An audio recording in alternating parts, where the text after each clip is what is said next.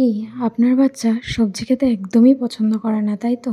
আমার মাহিও পছন্দ করে না। তার জন্যই তো একটু চালাকি করতে হয়।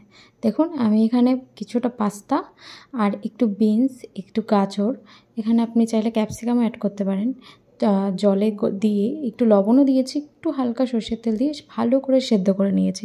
দেখুন পাস্তাটা, সবজিটা কত সুন্দরভাবে সেদ্ধ হয়ে গেছে। এবার আমি কড়াইতে দিয়ে নেব এক টুকরো বাটার। চাইলে আপনারা তেল দিয়ে বানাতে পারেন, কিন্তু বাটারটা দিলে বাচ্চারা খেতে খুব ভালোবাসে। আমার মাই তো খুবই ভালোবাসে বাটার খেতে।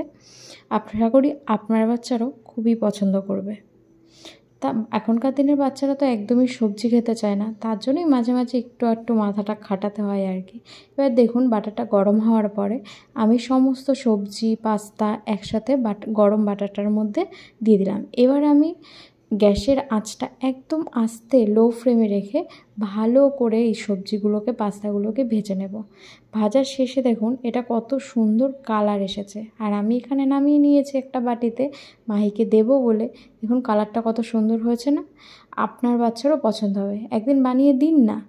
আর সবজি তো একদমই খেতে চায় না বাচ্চা, তো এইভাবে মাঝে মাঝে একটু চালাকি করে সবজিও খাইয়ে দিন।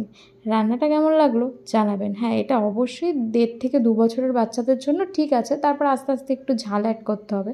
মাহি একদমই ঝাল খায় না, সেই কারণে আমি এতে কোনো ঝাল দিইনি আর কোনো রকম মশলা দিইনি, যাতে মায়ের কোনো পেটের সমস্যা না।